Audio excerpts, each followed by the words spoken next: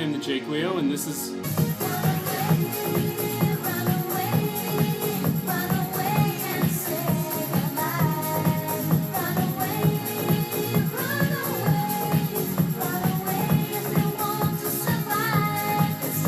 You know, sometimes you can express in words the way that you feel about music. Other times you just gotta let the dancing do the talking for you. So Real McCoy were a dance pop group from Germany that came out in the late 80s with their remix of this song by Technotronic. That was a hit for them in the late 80s.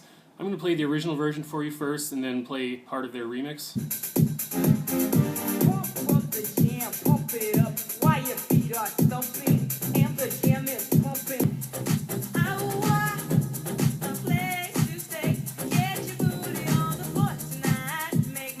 So when Real McCoy started, their original name was MC Sar and the Real McCoy. And by the way, I'm really glad I decided to do a video about Real McCoy because they have one of the most confusing band lineup situations that I think I've ever encountered so far in this show. So the original production team behind the music of Real McCoy were these two German producers. One of them was called Jay Wind and the other one was called Quick Mix.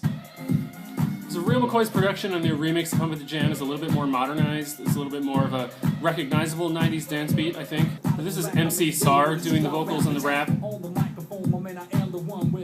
So they originally conceived themselves as a Euro dance rap crossover type of group. So their next single with MC Sar was called It's On You. This one was kind of a lesser hit in Europe than their first single had been. You know, this stuff kind of reminds me of Marky Mark and the Funky Bunch a little bit. I can sort of see why it never quite made its way over to America.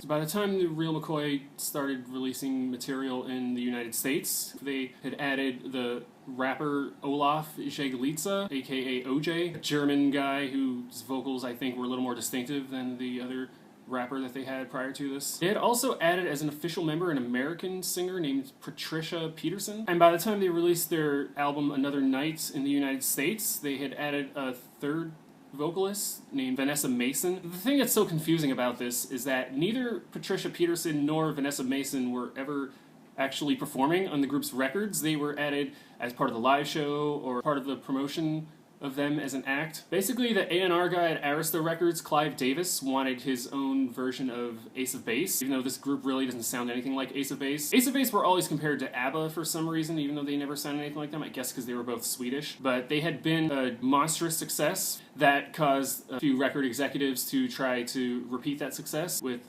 another European pop group. So in Europe, this album was called Space Invaders. In the United States, they changed the title to Another Night after probably the biggest single that this group had. And anyway, what's so confusing about the fact that neither of the women who were credited as the vocalists on the group's albums, it's weird, I don't know why they decided they needed two women, since you only ever hear one woman's voice singing at a time. There's no harmonies, there's not even really any backing vocals or double track vocals. Apparently they had one woman performing because she had the look that they wanted to have, and the other woman could actually faithfully imitate the sound. And what was really going on behind the scenes was they had hired a studio vocalist named Karin Kasar to sing all their vocals, but for whatever reason they did not make her a member of the group at the time. They just let her lay down her vocal tracks and went ahead with their own lineup instead.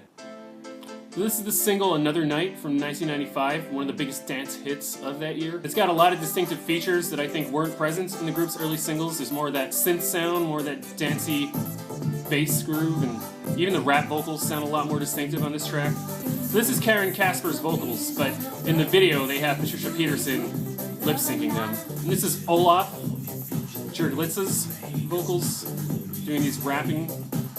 This guy's voice is really fun to imitate right here. I talk to you. It almost sounds like a threat, doesn't it? I talk to you. And then this really cool breakdown near the end.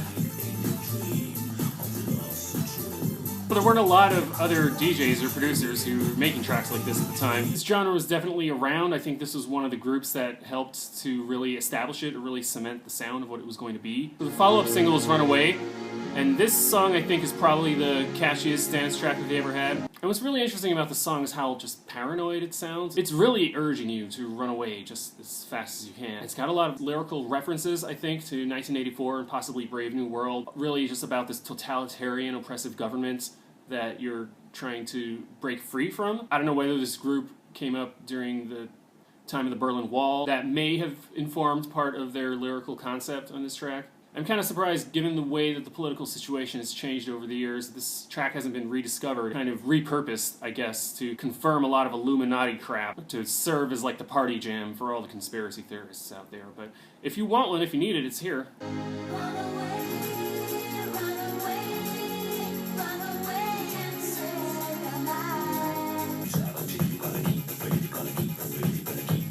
It's got this cool keyboard break.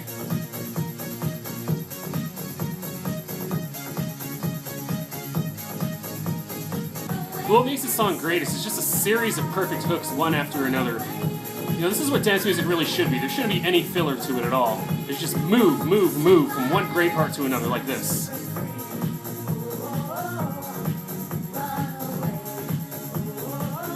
So the album version of this track sort of differs a little from the single version, especially in the middle section. There's this part where it kind of breaks from the main melody and plays a little interlude, and this is what it sounds like on the album version.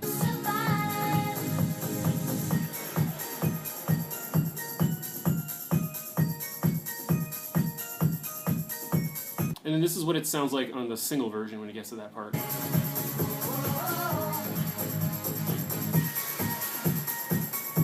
So this, I believe, is a sample from the old breakdance song When I Hear Music.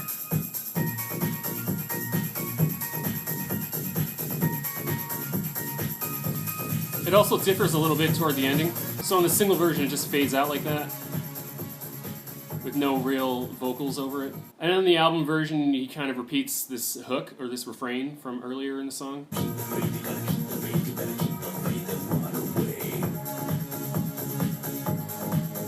So those two tracks are just bangers. Just got played over and over again in the radio, at dances, in clubs, everywhere. The songs from Another Night are pretty much in the same vein as that. You know, there's, I think, a little more sampling or a little more cover songs going on for the rest of the album. That material that was on their first two singles was more of their original stuff, and then after that, there was a lot of songs that I think were sampled from older songs that were basically cover or remixes of songs that had previously been hits for other artists. And this was one of them. This one was released as a single. It's called Come and Get Your Love.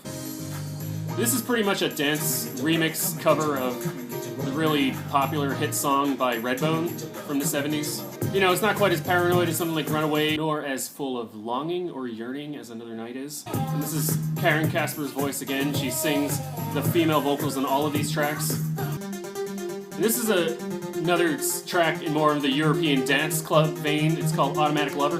This has almost got like an 80s breakdance feel to it, I think, with that vocoder.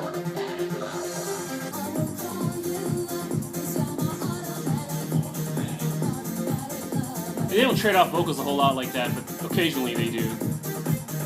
It's pretty fun. Real McCoy did do one more album in the 90s called One More Time. This is the lead single from it, the title track, One More Time. So a lot of other dance and electronica had come out between 1995 and now.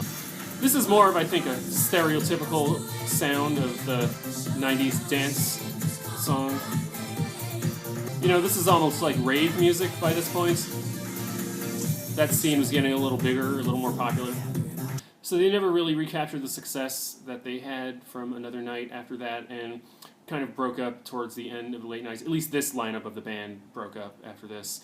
Later on, it was revealed that Karin Kasar was responsible for all of the female vocals on those earlier singles. The band has reformed more recently and started touring again, doing more shows. This time, they do have Karin Kasar singing her actual vocals, as well as Olaf doing his raps on stage together. So it looks great. They sort of came full circle with that, and they did eventually represent themselves a little more honestly, or a little more accurately than they had before. There were a lot of dance groups in the 90s that had sort of just one hit or two hits. Real McCoy, I think, were one of the more enduring ones, or one of the ones that stuck around a little bit more, at least in people's memories. And it's easy to see why you listen to the tracks. They have this weird, interesting mix of Euro dance and rap music and regular pop music, and especially sounds from old funk and soul songs that they sort of updated and modernized for 90s club audiences. It's easy to see where a lot of the electronic dance music that came out later came from when you hear a group like that, and you can sort of hear their background or their influence from where they came in. Until next time, I'm the J. Quayo. This was Bad 90s Music. I'll see you sometime in the future.